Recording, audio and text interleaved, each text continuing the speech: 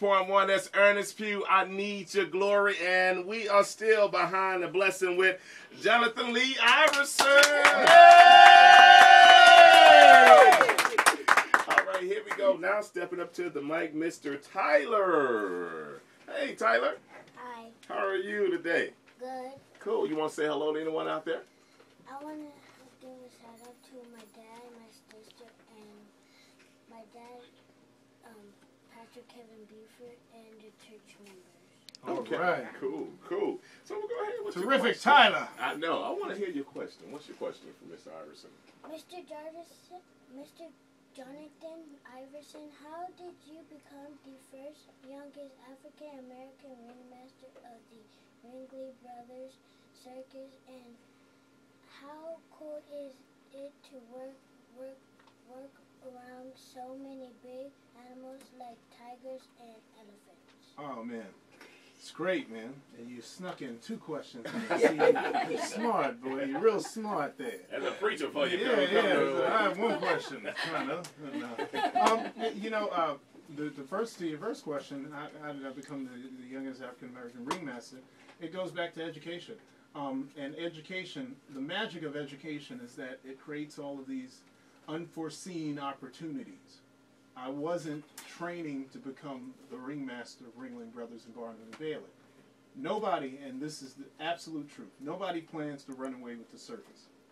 Just clowns. I met them like around your age. They've been kids when they were kids. They said when they went to the circus, they knew I wanted to be in with Ringling Brothers. But myself, I was actually just studying music in school, and I was going to pursue a career in theater and opera and things of that nature. And the opportunity presented itself. And I was prepared when it came. And that's the magic of education. So I didn't have, this thing planned out at all. I never dreamt it. It was something that was there. But because I had the educational background as a vocalist and as a performer, I was prepared for it when it was presented to me. Working with the animals, again, it's a lot of fun. I actually, basically, one of the great things about the circus is that what makes us really wonderful is everybody knows how to mind their business. And, the ringmaster doesn't tell the trapeze artist how to be a trapeze artist. And, the animal trainer will never tell me how to do what I do. And so what I tend to do is I respect what everybody is and what everybody does, and so I think it works out that way, and therefore I'm able to appreciate what it is they do, and we can see some similarities in it. So I'm working alongside the animals, so to speak. It's a lot of fun in that I get to, from a distance, in a sense, see what goes into it. I've actually watched people train animals. It's very boring. The patience that you have to have, it's amazing. But what's funny about it is, I'm a parent, so it's actually very similar. I mean, there are certain things you just wait. You have to just wait for your child to get, and there's no other way to do it. You just have to wait for them to get it. And how your wife called up here saying, "What are you trying to tell my baby animals?" I know, because I usually tell them, "Don't be trying to compare your dog." But I mean, there's an interesting similarity to it. But it takes a tremendous amount of patience. I've watched it. It's patience I don't have. That's why I don't do it. And I've watched it, and I think they're extraordinary people who do it. Who really know what they're doing, and so. Yeah, that's it, buddy. I want to ask you, as you speak on that, how important is it, though, to have great communication skills? I'll listen, because I'm real big, and I remember just growing up, and, my mom being an educator, you just can talk any kind of way around the house. And he would make you repeat stuff, repeat it again until you get it right. How important is it to have great communication skills? That presenting yourself in a strange way, it's almost more important than everything else, because it's people's first impression of you. I mean, they know how confident you are in yourself. They know your level of education. All of that happens in how you present yourself, how you speak, and your command of the English language, that whole bit. I grew up in the Boys Choir of Harlem in New York, and I had one of those teachers, you know, back when kids could be afraid of their teachers and parents would sign off on their methods. And his name was Dr. Walter J. Turnbull. He was a great man, the late Dr. Walter J. Turnbull.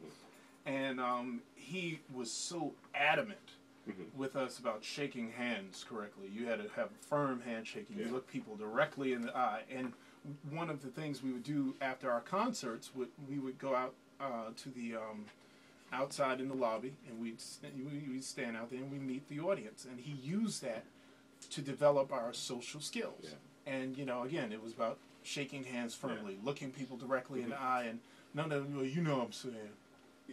None of that. Yeah, you know, I mean, no, I'm saying, I mean, no, you know, no, I don't know what you mean. You know, it's like you have to know how to speak. And stupid is not cool. It's never been cool. It's not. And you know, I mean, and you know, look, especially for African Americans. I mean, you know, when you look at our history, I mean, we come from people who were murdered for getting an education. Yeah. And so you know how valuable that is. That somebody would degenerate to the point of murder to keep you from knowing. And so I take that very seriously. And you know, I wasn't a scholar. I wasn't like a super student, but I really always appreciated what that meant, you know. And when you learn your history, I'm telling you, that's one of the wonderful things I hope you kids always pursue. Learn about who your folks are. You come from some wonderful, dynamic, strong, innovative people, and you'll find out how much like them you are. And I think that's a great thing that really helps you out in the long run. It builds your confidence when you know you've come from something wonderful. As my teacher, Dr. Turnbull, he would say to us, "You come from good stock, boy." You know, and I said, "Wow!" And I mean, it really. And so I take my position very seriously. You know, I really take it very seriously because it is something sort of out of the norm, and a lot of young people haven't seen a lot of African Americans in circus, and we're out there. You know, you have a wonderful circus out there, Universal. We're friends with them. Circus is really a big family. There's no competition, and so you know, we'll go see their shows, and they have wonderful productions. Theirs is more intimate. You know, they can get away with stuff we can't do. They really can. And I kind of wish we could, but you know, they're a wonderful production. That's what's up, man. Okay, here we go. Stepping up to the mic, Miss Jonisha. I've been waiting for Jonisha. I know, man. I saw her standing over there. I know. She's been talking and talking. Hello, Jonisha. Hello. So, Jonisha, you want to say hello and shout out to the one out there? My daddy, my brother, and my cousin. Okay, cool. All right. So go ahead on with your question. Dear Mr. Johnathan Iverson, how does a person shoot out a cannon and fly through a flaming hoop without getting burned? How does a person shoot out of a cannon and fly through a flaming hoop and not get burned? Crazy. and that's one of the wonderful things about what I do as ringmaster is that I don't know everything. And I'm, you know, I hope for you all that you all have careers or you have businesses that continue to mystify you. Because this every day, I mean, as many shows as we do, it always feels new. I'm just as scared for my coworkers. I live with these people too. And so they're my friends, and we have dinner together. We have barbecues. The circus people barbecue like crazy. And, you know, I'm going to the circus. We have a lot of fun together. And so, you know, it's like, you know, I have to remove my friend hat and look at them in their profession. And when you're watching your friends doing these things with their bodies and their minds, really, I mean, there's a science in the shooting out of a cannon that I don't know. I don't really want to know. I just, you know, my whole thing is please live through it. And, you know, I personally think there's a bit of madness there. You know, there's a bit of madness there. But, you know, fortunately for us, it's entertaining. And everything usually works out.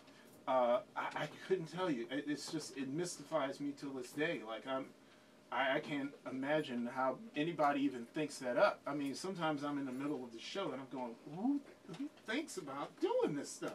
I mean, how do you wake up and say, you know, I want to shoot out of a cannon on fire